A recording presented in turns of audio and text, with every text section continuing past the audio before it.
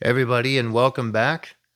Tonight, I'm going to cover a topic that was requested by one of the people on the last video. I believe his name was OG Seahawks Fanatic.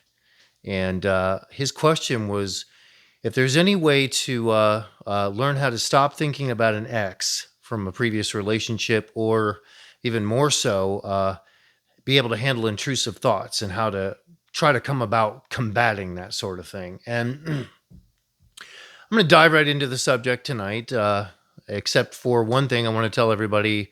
Thank you for all the support. The channel seems to be growing like crazy, and I intend to keep on going with all of this and start covering even more topics coming up. It's good to have community with people and have people that, even if you don't always completely agree on everything, there's ways that you can support each other and even learn from each other, sort of like iron sharpening iron.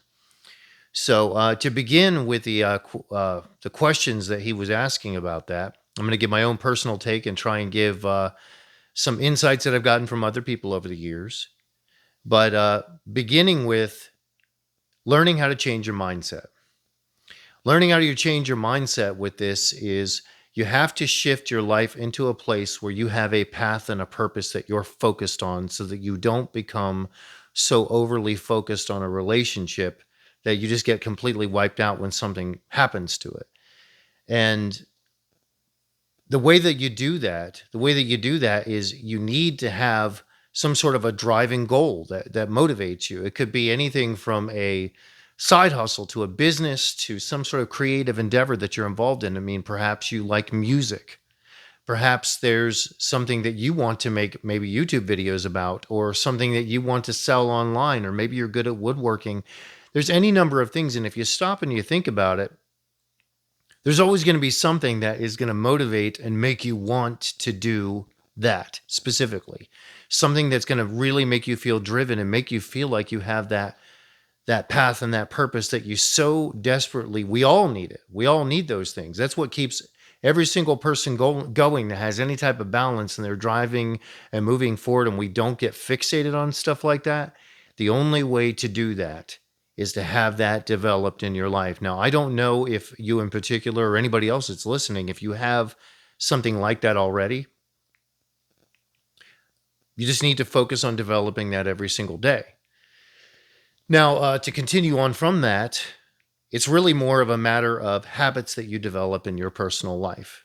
So once you have an idea of something that you want to do with that, you need to now begin to restructure your habits in your personal and daily life so that you are now pursuing that every single day. And one of the first things you got to do as you're restructuring it is get rid of the word quit, because that's got to get out of your dictionary. Quitting is not something you can do when this sort of thing happens. When you restructure, you simply decide, I'm going to keep moving forward. Now, that doesn't mean that there won't be days where you're only moving forward a little bit, or you might only take one step, or you're barely able to move forward. The next day, you'll keep doing it. But if you refuse to quit, and every single day you're determined to do that, you're basically reprogramming the way that you think. It isn't about being so busy that you don't think about it, although that is somewhat of a beneficial side effect. If you're so busy pursuing your personal goals, if you're so busy pursuing your path and purpose, you're not really going to be thinking about it. So by default, it would be a form of distraction. But it's really something that you have to do because it is a drive and a passion. You can't really do it in the sense of, I want to do this to try and get this person off of my mind, because that might work even for a period of time, but that will not be enough to sustain you. It has to be something that you genuinely care about and you want to change in your life. Maybe it's something that you want to develop or get better at. Maybe you want to exercise more, hit the gym a bit more, and lift some weights.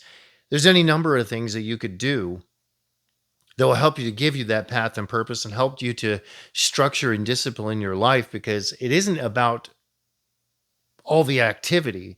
It's that you are changing the way that you think. You're changing your mindset when it comes to all of this stuff. So, you have to kind of keep that in mind. You are just shifting the way that you think with all of it and putting yourself in a place where you're now focusing on personal growth. And personal growth is something that when you start to get used to doing that, you never want to come back from it.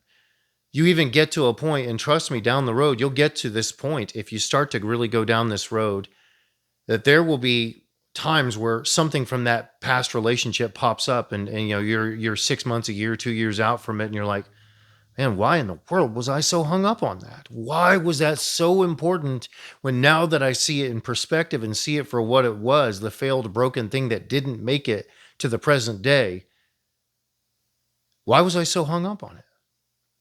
And it will be quite interesting when that day comes, and you'll know when it comes, and it is coming. Trust me, it is. If you stick with this and just keep moving forward a little bit, even if it's just a little bit every day, you'll come to a point where one day where something will bring that to your memory, and you're gonna be like, why in the world was I so hung up on that? Why? Now, an additional factor to consider in all of this is you need to make sure that you are hanging around people and getting feedback from people that are going to help you move forward from all of this. They're going to help you get away from all of this, get out from all of this. You don't want to go back and hang out in the same circles. If by any chance possible, don't hang around in circles where that's going to get brought back up. Tell your family, table it. We don't want to hear about it anymore. Get around people that are going to support and encourage you. Be on this channel and talk to people that are here, not just me, but other people as well. I'm sure there's tons of people that are going to give other advice back into your life to try and encourage you and say, yeah, man, you can cut this loose and you can move on from it. And all of this advice that I've been giving you as well, it will help you deal with the intrusive thoughts, because intrusive thoughts and being fixated on something like an ex all comes from a way that you have your life aligned as far as like your behavior and your habits and your patterns and your way of thinking. So you're shifting and changing yourself and improving yourself in a way to where those things don't hold sway nearly as much as things that are positive, that are not going to make you fixated on that are not going to make you depressed. Our brains are very much computers, and we should treat it like that. So keep bringing people around you that are going to support it. Listen to things that are going to put your brain in that mindset. I've done another video on this, and I think it is very solid, very sound advice. If you're listening to things like podcasts, people, content creators, or people that are encouraging you to do things that are going to make you challenge yourself and move forward, make sure that if you're listening to music, it does the same thing. I mean, you're going to kind of be undoing it if you're sitting around listening to a bunch of sad music about breakups or other stuff. Change the music you're listening to. Change what you're consistently putting into your brain to help shift the direction that it's going. It's going to take time, but it will happen. It will absolutely happen. I myself have had to do this over the years. There's been times where I don't know that I was completely per se sad, but after the time where I was married before, I went through periods of time where I dated people. I went through periods of time where I ended up kind of surprised and even disappointed by the way certain things went. And it's an active thing that you're choosing to do when you decide, I'm going to change my thought pattern. I'm going to change how I'm looking at all this and how I view it so I can start to make steps forward. And before too long, all of that just fades away. Just fades away into the past, and you stop putting quite the emphasis on it that you used to originally in your prior state. It just, all that shifts. You even begin to wonder, why did I even do that? Like I mentioned before. So who you surround yourself, what you're taking in as far as what you're listening to verbally or music wise or everything, all of that has to do with it. Adjusting yourself mentally to realize, I've got to change. I've got to be focused on my path and purpose, and I've got to get used to doing that every single day. And you will be surprised how quickly. I mean, I've heard of guys a couple of weeks out from going through some really, really terrible stuff. The next thing they know, they're so focused on doing the things that they need to do, it almost becomes like it never happens. Usually that's not the case. It just takes time. You just have to condition yourself to think differently. And one more point I'd like to add about this is that you have to come to the realization that that this is over with, or any intrusive thoughts, if they are about that you have to come to the understanding that oftentimes when people fall in love, They're falling in love with a version of that person that they've created in their own mind, some version of them that they think that person is. And the reality is they, in fact, obviously never were. Now, this is not an attempt to put the other person down. This is about putting it into this perspective of reality.